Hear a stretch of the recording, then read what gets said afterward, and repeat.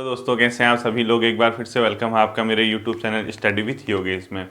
आज हम लोग एक ऐसे टॉपिक को देखेंगे जो बहुत पहले मैंने आप लोगों को कराया था, शायद आज 4-5 महीने तो हो ही गए होंगे उसको। देवनागरी लिपि, उसका हम कैसे उसका विकास हुआ था और भारत में कौन कौन सी ऐसी भाषाएं हैं जो देवनागरी लिपि में लिखी जाती। मैंने आपको ये कराया था। आप लोग जिसने वो पहला इसका पार्ट नहीं देखा है वो उस पार्ट को देख लेना। मैं इस वीडियो के डिस्क्रिप्शन में उसका लिंक दे दूंगा, या तो आप मेरे चैनल के प्लेलिस्ट में जाके UKSSC हिंदी वाला जो फोल्डर है उसके अंदर वो देवनागरी लिपि उसका विकास वगैरह वाला एक वीडियो दिखेगा आपको, उसको आप लोग देखना। उसको देखने के बाद ही इस वीडियो को देखना। जो पहला पार्ट था उससे जो संबंधित क्वेश्चन आते हैं मैं आपको बता देता हूँ। एक तो वही क्वेश्चन आता है कि देवनागरी लिपि का विकास किन भाषाओं से, किन लिपियों से हुआ, कौन सी लिपियों का क्रम क्या था आगे बढ़ने का, पहले कौन सी आई उसके बाद कौन सी आई। दूसरा भारत की भाषाएं पूछता है वो, कि ऐसे क्वेश्चन पूछेगा कि कौन सी लिपि देवनागरी, कौन सी भाषा देवनागरी लिपि में लिखी जाती है। तो आपको अच्छे से पता होना चाहिए, चाहे मराठी हो, चाहे हिंदी हो, गुजराती जो भी है, वो कौन कौन सी लिखी जाती है, नेपाली, कोंकणी वगैरह, आप लोगों को वो पता होना चाहिए कि देवनागरी लिपि में कौन सी भारत की भाषाएं लिखी जाती हैं। क्वेश्चन आपसे ये पूछता है, ठीक है, तो वो अच्छे से तैयार कर लेना। इसी के साथ उसने सिलेबस में एक और चीज़ दी है, देवनागरी लिपि के गुण और दोष, हम लोग उसको आज कवर करेंगे। और वो आपका एक टॉपिक, पहला टॉपिक संभवतः वो हिंदी में आपका दिया हुआ पूरा कंप्लीट हो जाएगा। देखिए, ये जो वीडियो है सैटरडे को इसी प्रकार से कभी कभी बीच में आएंगे जब मेरे पास ऑड डे बचेंगे, यानी अब आज नया टॉपिक शुरू करता फिर कल संडे हो जाता, तो मैंने इसीलिए ये टॉपिक कंप्लीट कर दिया। ऐसे ही मैंने एक हिंदी में प्रत्यय कंप्लीट करना है। आने वाला जो मंडे है उस दिन उत्तराखंड इंडिविजुअल टॉपिक सीरीज का एक अदर मतलब दूसरा वीडियो आएगा जो बहुत ही ज़्यादा महत्वपूर्ण होगा, आप लोगों के लिए सरप्राइज रहेगा। अभी नहीं बताऊंगा कौन सा होगा, लेकिन वो बहुत इंपॉर्टेंट होगा। शायद आपने वो पढ़ा नहीं होगा आज तक, उस प्रकार से कुछ ऐसा टॉपिक मैं लेके आऊँगा। और फिर हम अगले जो ट्यूसडे से है फिर से वर्ल्ड हिस्ट्री के अगले टॉपिक को कवर करेंगे, ठीक है। तो आज के सेशन की मैं शुरुआत करता हूँ।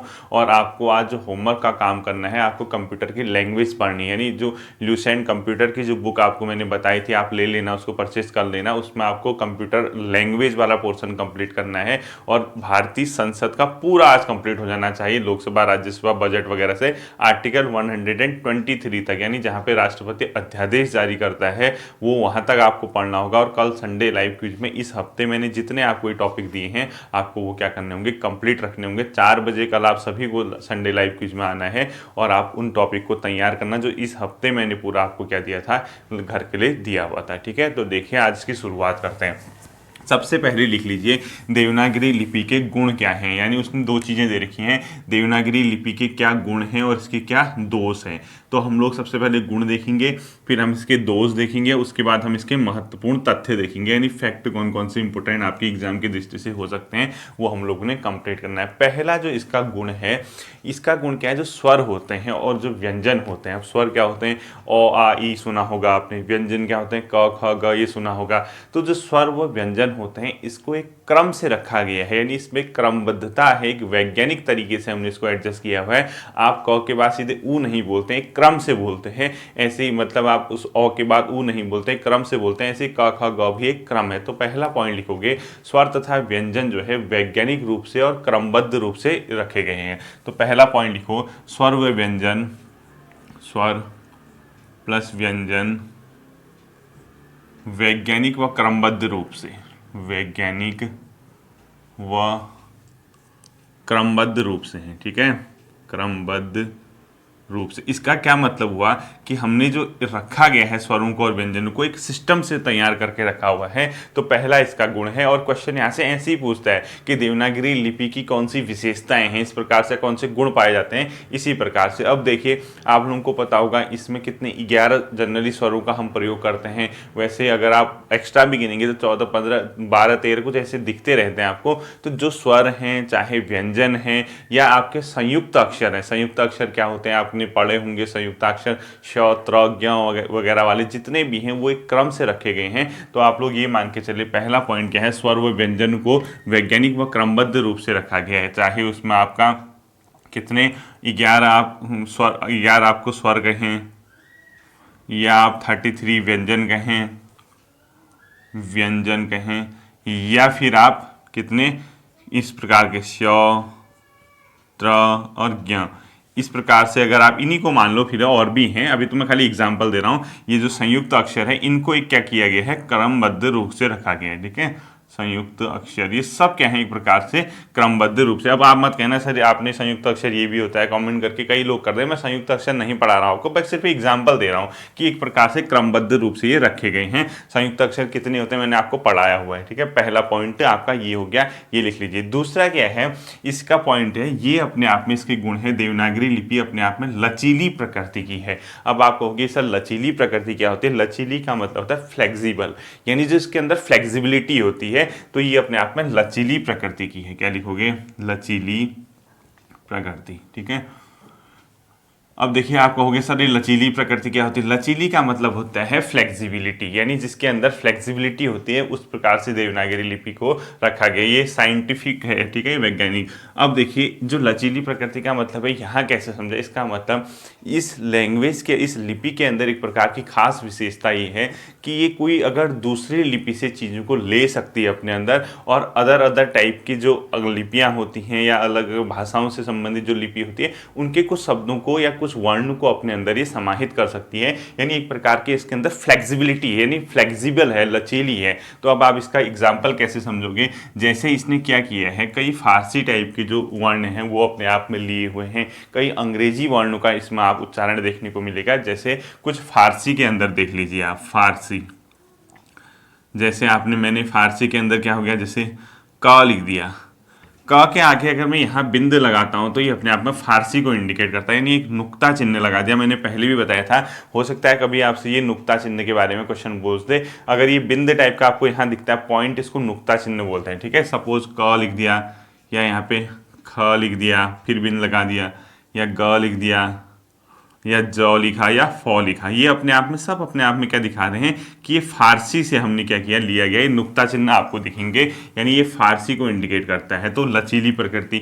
ऐसे ही आपने अंग्रेजी में एक ओ सुना होगा, जैसे ओ बोलते हैं अंग्रेजी में, हिंदी में भी हम ओ का यूज करते हैं, यानी अंग्रेजी ध्वनि ओ को भी हम यहाँ पे समाहित कर सकते हैं। तो फारसी के अलावा अंग्रेजी ध्वनि ओ को भी हमने यहाँ पे लिया है, अंग्रेजी ध्वनि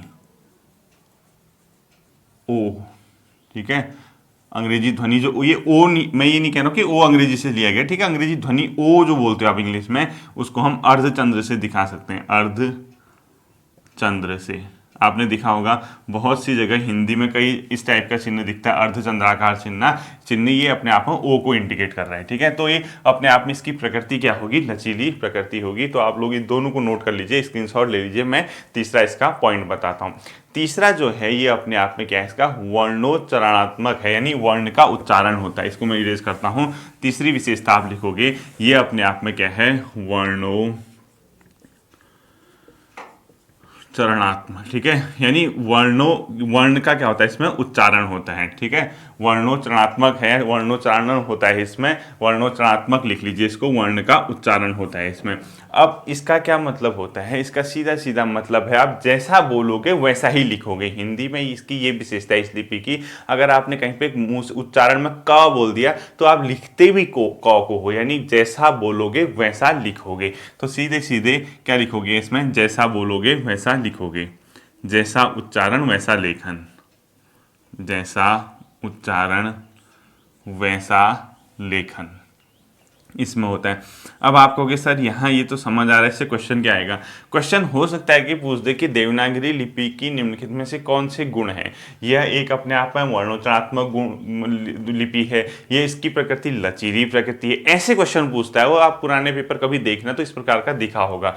तो वर्णोच्चारात्मक है, इसका मतलब है जैसा उच्चारण है वैसा लेखन। हिंदी में आपने एग्जाम्पल देखिए, अगर आपने क बोला, अगर आप मुंह से क्या बोल रहे हो, क बोल रहे हो, तो लिख भी क्या रहे हो, क लिख रहे हो। अगर आप ज बोल रहे हो तो लिख भी क्या रहे हो, ज लिख रहे हो। अगर आपने ह बोला तो आपने लिखा भी ह, यानी जैसा बोला वैसा लिखा। जबकि रोमन अंग्रेजी वगैरह में ऐसा नहीं होता है। आप अंग्रेजी में बताइए, अगर आपने अंग्रेजी में क्या बोला, डब्ल्यू बोला, ठीक है, मतलब आपने ये आपने जैसे वो है, ये डब्ल्यू लिख दिया आपने इंग्लिश में। अब हिंदी में हम इसको देखेंगे, हम एक डब्ल्यू किसके लिए यूज करते हैं, जनरली वो के लिए यूज करते हैं। अगर आपने वेलकम लिखना होगा, कहाँ से शुरू करोगे, डब्ल्यू से।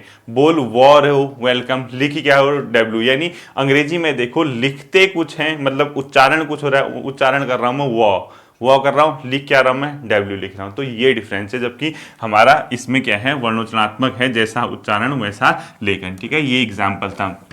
तीन अगर आपकी इसकी विशेषताएं पता चल गई, अगली इसकी जो विशेषता है, प्रत्येक वर्ण उच्चारण प्रयोग व लेखन में एक ही होता है। तो अगला लिखोगे, प्रत्येक वर्ण उच्चारण लेखन व प्रयोग में एक ही होता है। इसका भी बताता हूं, ठीक है। प्रत्येक वर्ण उच्चारण लेखन व प्रयोग में एक ही होता है, में एक ही, यानी आपने जो प्रत्येक वर्ण जो है आप उसको उच्चारण करोगे, उसको ट्रांसलेट करो, जो बोलोगे उसको जब लिखोगे और उसको जब कहीं पे यूज करोगे, प्रयोग करोगे, वो सब जगह एक ही होगा। यानी ख बोल दिया तो ख ही उच्चारित होगा, ख ही लिखोगे और ख का ही क्या होगा, प्रयोग होगा। ये इसकी अलग क्या है, विशेषता होगी। तो इसकी कितनी विशेषताएं होगी, 4 विशेषताएं होगी। तो ये वर्णोच्चारात्मक है, प्रत्येक वर्ण जैसा बोलते हैं, जैसा प्रयोग करते हैं, जैसा लिखते हैं या जैसा उच्चारण होता है वो उसी प्रकार से चलता है। ठीक है, लेकिन अंग्रेजी में ऐसा नहीं होता। अंग्रेजी में देखो क्या होता है, खाली एग्जाम्पल देखना। इंग्लिश में क्या होगा, खुद देखना है यहाँ पे। इंग्लिश में मैंने सपोज कहीं पे क्या लिख दिया, आपका जी लिख दिया, आपका मैंने ये क्या हो गया, इंग्लिश में एग्जाम्पल देखना, जी लिख दिया। इंग्लिश में आप इसको क्या बोलोगे, ग के लिए भी जी यूज कर रहे हो, ज के लिए भी होता है जी यूज। तो आप बोल कुछ और रहे हैं, लिख कुछ और रहे हैं। ठीक है, जैसे हमने सी लिख दिया, सी का यूज सौ के लिए, किसके लिए यूज होता है, क के लिए भी यूज करते हैं इंग्लिश में, च के लिए भी यूज करते हैं। यानी यहाँ आप अलग अलग टाइप के मतलब वर्णों के लिए उसके अलग अलग अर्थ निकल सकते हैं इंग्लिश में। ये इसकी मिस्टेक है, जबकि हमारे पास ये गुण है कि हम जैसा बोलते हैं वैसा उसको उच्चारित, मतलब जैसा उच्चारण होगा वैसा लिखेंगे और वैसा ही उसका क्या किया जाएगा, प्रयोग किया जाएगा। ठीक है, अगला आप क्या लिखोगे, स्वरों की मात्राएं भी इसमें होती हैं। तो अगला पॉइंट क्या लिखोगे, स्वरों की मात्राएं भी होती हैं। आप लोगों ने देखा होगा जितने भी स्वर होते हैं उनमें मात्राएं भी लगती हैं। तो स्वरों की मात्राएं भी, स्वरों की मात्राएं भी होती हैं इसमें, मात्राएं भी। अब आप कहोगे सर ये क्या विशेषता, ये क्या गुण है। स्वरों की मात्राएं का मतलब हुआ, हम लोग जैसे कहीं भी मैंने क्या लिख दिया, यहाँ पे ही लिख दिया। ठीक है, क्या लिखा, ही लिख दिया।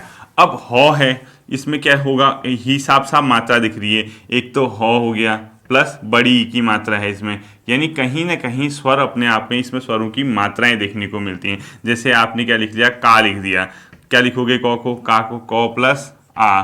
यानी स्वरों की मात्राओं का हम इसमें क्या करते हैं, प्रयोग करते हैं, जबकि अंग्रेजी वगैरह में आपको इस प्रकार के प्रयोग देखने को नहीं मिलते। यानी स्वरों की मात्राओं का भी इसमें प्रयोग किया जाता है। ये भी अपने आप में इसकी क्या होगी, एक प्रकार की विशेषता होगी। अगला पॉइंट लिखोगे, संयुक्त अक्षरों को मिलाकर लिखने की इसमें विशेषता पाई जाती है। तो अगला पॉइंट क्या लिखोगे, संयुक्त अक्षरों को लिखने की विशेषता, संयुक्त अक्षरों को लिखने की विशेषता, को लिखने की विशेषता, लिखने की इसमें क्या पाई जाती है, विशेषता। अब आप कहोगे सर ये क्या होता है, संयुक्त अक्षर जो होंगे आपने देखे होंगे उसको हम मिला के लिख देते हैं और ये अपने आप में यूनिक है। हिंदी की देवनागरी लिपि में आपको ये देखने को मिलेगा। सपोज मैंने कोई शब्द लिखा, मैंने क्या लिख दिया, एक संयुक्त अक्षर लिख दिया प्यार, क्या लिखा।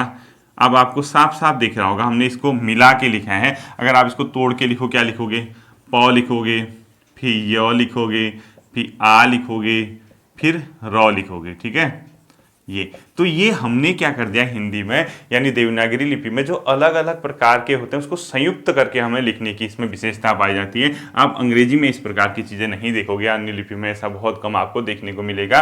तो इस प्रकार से हमने क्या कर दिया, संयुक्त अक्षरों को लिखने की इसमें विशेषता पाई। ठीक है, तो स्वरों की मात्राएं भी प्रयोग की जाते हैं। संयुक्त अक्षरों को लिखने की विशेषता, यानी संयुक्त अक्षरों को मिलाकर लिखने की व्यवस्था लिखो, संयुक्त अक्षरों को मिलाकर, इसको लिख दो मिलाकर, यानी संयुक्त अक्षरों को मिलाकर लिखने की व्यवस्था पाई जाती है। ये हमने संयुक्त अक्षर बना दिए, मिला के लिख दिए इनको। इस प्रकार की यहाँ पे व्यवस्था को आपको देखने को मिलेगा। जैसे आपने क्यों लिखा, क्या लिखा, क्यों, इसको भी आपने क्या कर रखा है, मिला के लिख रखा है। आपको पता है इसमें क है, ये आपको पता है इसमें य है, ये आपको पता है इसमें ओ की मात्रा, इस प्रकार की। ठीक है, तो हम लोग इस प्रकार से यहाँ पे कर सकते हैं, यानी मिला के इसको लिख सकते हैं। अगला जो पॉइंट आएगा, आप क्या लिखोगे, शब्दों को लिखने पर उच्चारण के अनुरूप ही इसको लिखते हैं। यानी आप कोई भी शब्द लिखोगे जैसा होगा वैसा ही उच्चारण, यानी शब्दों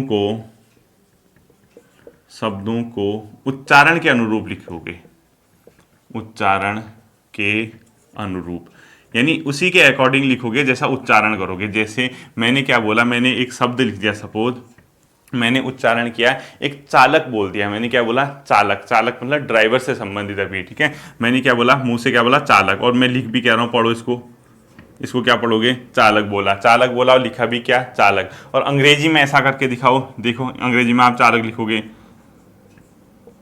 ये लिखा आपने चालक। अब इस चालक को आप क्या क्या बोलोगे, बताओ कि इस चालक को आप क्या क्या लिखोगे। ये अगर आपको ये स्पेलिंग लिखी हुई दिख जाए तो आप इसको क्या क्या बोल सकते हो। आपने एक तो चलो चालक बोला, ठीक है, और इसी को आप चालाक भी बोल सकते हो, चालाक, क्योंकि CH चा L ला के, चालाक। और इसी को आप चालाक भी बोल सकते हो।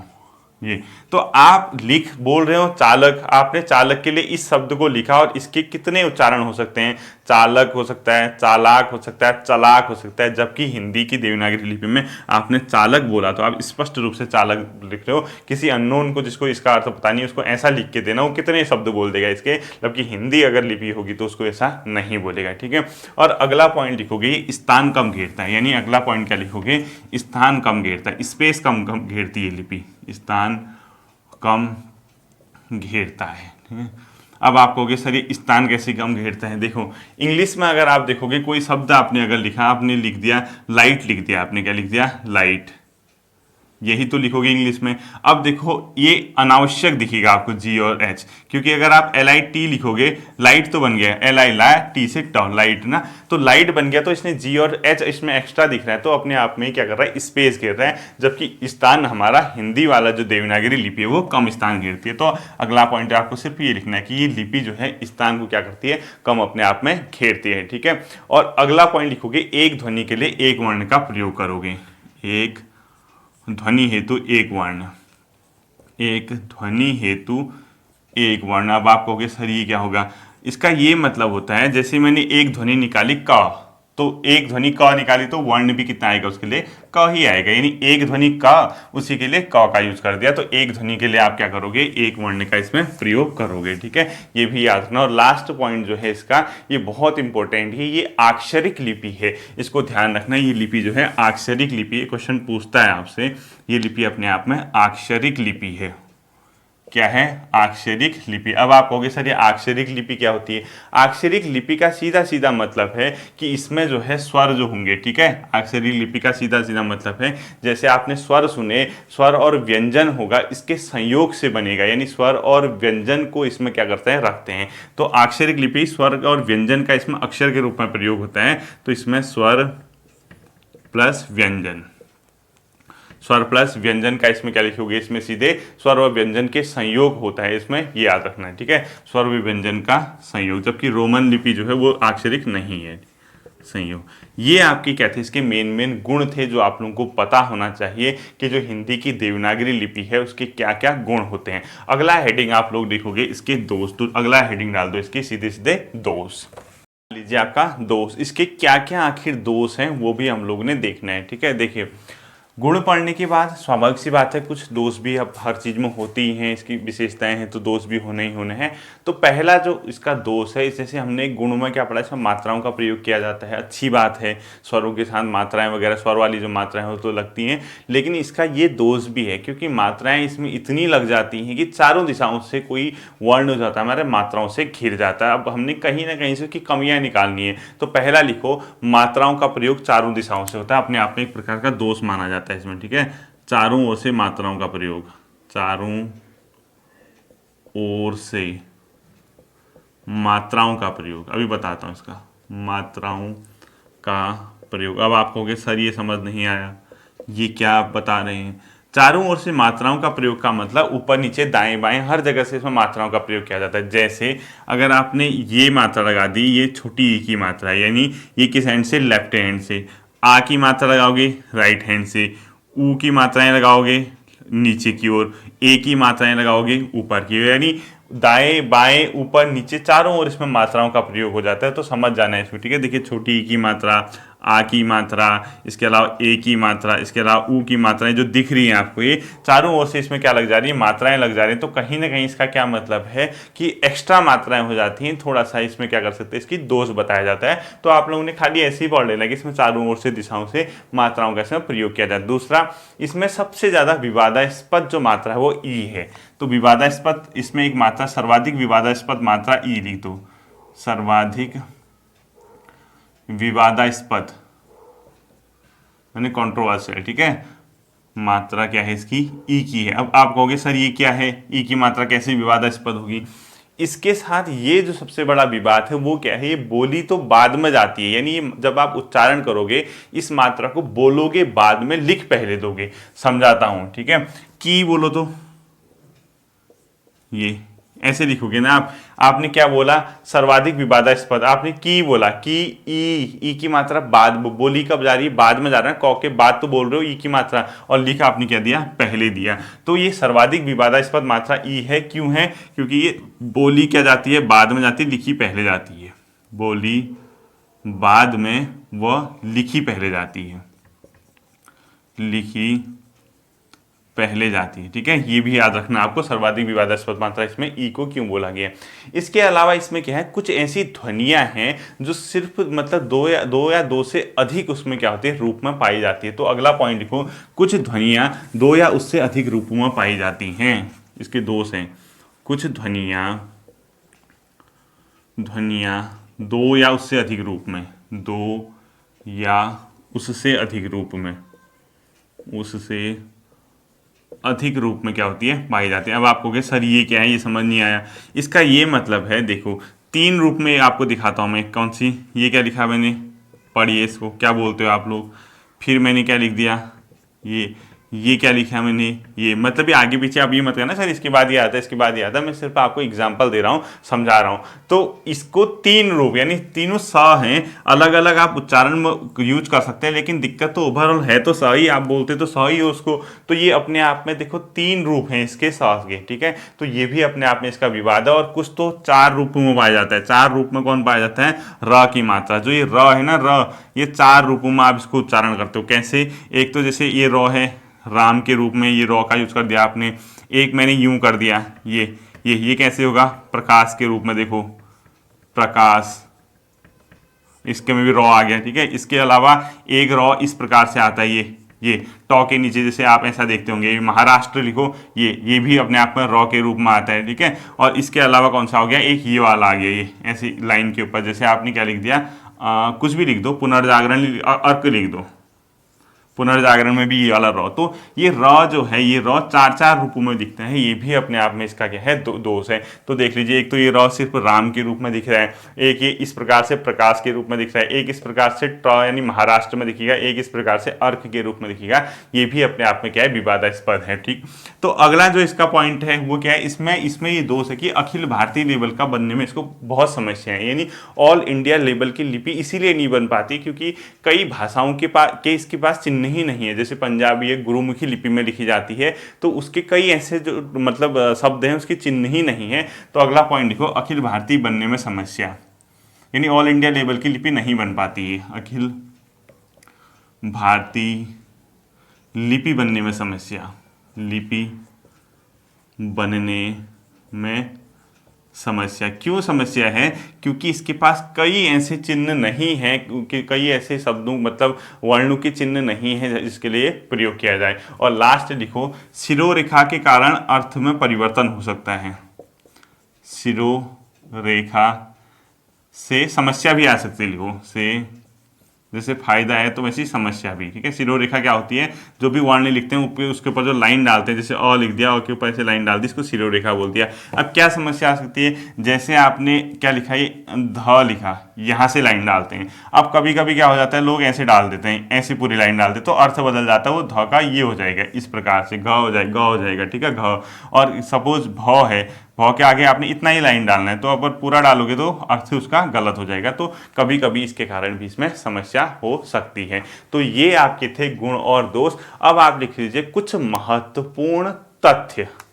होगा आपको तथ्य, ठीक है। इंपोर्टेंट फैक्ट लिख लेते हैं। अब देखिए सबसे पहले प्रयोग किस राज्य में माना जाता है? गुजरात में। सबसे पहले लिखो देवनागरी लिपि का सबसे पहले प्रयोग किस राज्य में माना जाता है? लिखोगे गुजरात में। कहाँ माना जाता है? गुजरात के नागर ब्राह्मणों में। गुजरात, ब्रैकेट में नागर ब्राह्मण लिख दो, नागर ब्राह्मणों में, ठीक है। सबसे पहले इसका प्रयोग कहाँ माना जाता है? गुजरात के नागर ब्राह्मणों में माना जाता है देवनागरी लिपि का सबसे पहला प्रयोग। इसका जो विकास हुआ है वो किस लिपि से हुआ पूछता है तो ब्राह्मी लिपि से। विकास किससे हुआ है इसका? ब्राह्मी से हुआ है, ब्राह्मी से। और प्राचीन देवनागरी का पूछेगा तो आप बताओगे कुटिल लिपि से। पहले तो लिखोगे विकास ब्राह्मी से और लिखोगे प्राचीन देवनागरी का, प्राचीन देवनागरी का किससे लिखोगे? कुटिल लिपि से। कुटिल, इसका पहला पार्ट आप लोग सभी देख लेना है, ठीक है। कुटिल लिपि से। प्राचीन देवनागरी का लिखोगे तो कुटिल लिपि से, विकास लिखोगे तो ब्राह्मी से। अगला लिखोगे, इसमें जो स्वरों की संख्या मानी जाती है 11। इस लिपि में कितने स्वर माने जाते हैं? 11 माने जाते हैं। और 11 कौन से हैं? अ से अ, आ, ई, उ, री, ए, ऐ, ओ, आउ तक। अ से आओ तक, ठीक है। अंक और अह को नहीं माना जाता। स्वर इसमें कितने माने गए हैं? 11 माने गए हैं। इसके अलावा संविधान में भी इसका प्रावधान किया गया है। जो भारत का संविधान है उसका आर्टिकल 343 का जो पहला पार्ट है वो क्या कहता है कि संघ की राजभाषा हिंदी होगी। यानी जो केंद्र है, वो जो हमारा संघ है, भारत राज्यों का एक संघ है, उसकी भाषा जो होगी हिंदी होगी और लिपि क्या होगी उसकी? देवनागरी होगी। तो इसमें लिखो संघ की लिपि, संघ की भाषा, संघ की राजभाषा लिखो, ठीक है। संघ की राजभाषा हिंदी, राजभाषा हिंदी। वह लिपि, ये इंपॉर्टेंट क्वेश्चन है, ठीक है, ये बहुत पूछता है। वह लिपि क्या होगी आपकी? लिपि कौन सी होगी? देवनागरी, ठीक है। लिपि क्या होगी इसकी? देवनागरी। ये किस में कहा गया? आर्टिकल 343 के फर्स्ट में, यानी अनुच्छेद लिख दो। आर्टिकल 343 के एक में क्वेश्चन बहुत इंपॉर्टेंट है, पूछा जाता है संघ की राजभाषा हिंदी और लिपि देवनागरी होगी। किस में बताया गया है? आर्टिकल 343 के 1 में। और ऐसा ही अनुच्छेद भारतीय संविधान का और है 351। उसमें क्या कहा गया है कि जो संघ है उसका ये कर्तव्य होगा कि वो हिंदी भाषा या देवनागरी लिपि के प्रचार प्रसार को बढ़ावा दे। यानी संघ का कर्तव्य होगा कि वो हिंदी को बढ़ावा दे। तो अगला इसी में लिखोगे संघ का कर्तव्य कि वह, संघ का कर्तव्य कि वह हिंदी का क्या करेगा? प्रसार करेगा, हिंदी का प्रसार करेगा। ये किस अनुच्छेद में कहा गया है? 351, ब्रैकेट अनुच्छेद लिख दो। अनुच्छेद 351 में ये कहा गया है कि संघ का ये कर्तव्य होगा। इसके अलावा देखो जो पहला शिलालेख है जिसने अपने शिलालेख में इस नागरी लिपि का प्रयोग किया वो कौन सा था? वहाँ गुजरात का एक शासक हुआ करता था, उसका नाम था अपने आप में जयभट्ट। तो लिखो पहला शासक जिसने अपने शिलालेख में, पूरा लिखना, पहला शासक जिसने अपने शिलालेख में देवनागरी लिपि का प्रयोग किया, देवनागरी लिपि का प्रयोग, लिपि का पूरा क्वेश्चन लिखना है, ठीक है। पहला शासक जिसने अपने शिलालेख, माने शिलालेख मतलब पत्थर का लेख होता था। पहले राजा उस पत्थरों में मतलब शिलाओं में मैसेज भेजते थे अपनी प्रजा के लिए, उसमें लिख देते थे राजा क्या चाहता है। उसमें उसने किस लिपि का प्रयोग किया? देवनागरी लिपि। यानी शिलालेख में देवनागरी लिपि का प्रयोग करने वाला पहला शासक कौन था? अगर आपसे पूछते हैं आप लोग तुरंत बता देना, जयभट्ट, ठीक है। इसके अलावा देखिए कुछ और हैं, प्राचीन वाला बता दिया मैंने। यूपी गवर्नमेंट ने क्या किया, जैसे इसको गुण और दोष वाला मैंने पॉइंट बताया था, तो यूपी सरकार ने 1947 में एक कमेटी बनाई थी। उस कमेटी का ये टारगेट था कि वो देवनागरी लिपि जो है उसके लिए सुधार करे, उसमें कैसे इंप्रूवमेंट करे। तो देवनागरी सुधार समिति किसकी अध्यक्षता में बनी थी? आचार्य नरेंद्र देव। तो अगला पॉइंट लिखोगे यूपी सरकार द्वारा, पूरा लिखना, उत्तर प्रदेश सरकार द्वारा पूरा लिखना आप लोग, ठीक है। यूपी सरकार द्वारा 1947 में देवनागरी सुधार समिति बनाएगी, देवनागरी सुधार समिति बनाएगी, यानी कमेटी बनाएगी। और इसके अध्यक्ष कौन थे? आपका आचार्य नरेंद्र देव। अध्यक्ष कौन था इसका? आचार्य नरेंद्र देव, आचार्य नरेंद्र दे। वैसे देवनागरी लिपि में सुधार का सबसे पहले प्रयोग महाराष्ट्र में किया गया था, ठीक है। महाराष्ट्र में सबसे पहले इस लिपि को सुधारने का, जिसमें कवियां हैं उसको दूर करने का प्रयोग किया गया था। वो पॉइंट आप ब्रैकेट में चाहो तो लिख लो। सबसे पहले महाराष्ट्र में देवनागरी लिपि सुधारने का प्रयास किया गया था। तो यूपी सरकार का ये काम था। इसके अलावा देखना, जो नागरी एक और चीज बनी थी, उसका नाम था नागरी लिपि सुधार समिति, जो मैंने आपको बताया था। उसके संयोजक थे, उसको जो संयोजन करने वाले थे, उनका नाम था काका कालेलकर। यानी नागरी लिपि सुधार समिति के संयोजक लिख लो। अगला पॉइंट, नागरी समिति, देवनागरी से मतलब है, ठीक है। नागरी समिति, नागरी सुधार समिति के संयोजक, नागरी सुधार समिति। यानी कहने का ये मतलब है, जो देवनागरी लिपि है उसके लिए जो सुधार हो रहा था, उसके लिए जो समिति बनी थी, उसके संयोजक लिख लो। संयोजक कौन थे? काका कालेलकर, काका कालेलकर। अगर आपसे पूछता है नागरी सुधार समिति के संयोजक कौन थे, आप बता देना काका कालेलकर थे। अब देख लीजिए लास्ट एक आध फैक्ट बचे हैं। जैसे देवनागरी के स्थान पे किसी ने ये सुझाव दिया था कि आप रोमन लिपि का प्रयोग करो, हालांकि वो सुझाव एक्सेप्ट नहीं हुआ था। उनका नाम भी पूछ सकता है, उनका नाम था सुमिति चटर्जी। क्या लिखोगे? सुमिति कुमार चटर्जी। तो लिखो, किसने देवनागरी के स्थान पर रोमन लिपि का सुझाव दिया था? किसने देवनागरी लिपि के स्थान पर रोमन लिपि का सुझाव दिया था? रोमन का सुझाव दिया था, पूरा लिखना। रोमन का सुझाव दिया था, इनका नाम था सुमिति कुमार चटर्जी। सुमिति कुमार चटर्जी इनका नाम था। ये भी याद रखना, किसने देवनागरी लिपि के स्थान पे रोमन का सुझाव दिया था? सुमिति कुमार चटर्जी इनका नाम था। और लास्ट है, देवनागरी में जो है अ है, और अ के लिए 12 खड़ियों का, यानी 12 खड़ी आपने सुना होगा, उसके प्रयोग की बात किसने कही थी? उनका नाम था काका कालेलकर। तो लास्ट पॉइंट लिखो, देवनागरी में अ के साथ, देवनागरी में अ के साथ 12 खड़ियों का प्रयोग का सुझाव, 12 खड़ियों के प्रयोग का सुझाव किसने दिया था? काका कालेलकर। काका कालेलकर लिख दो।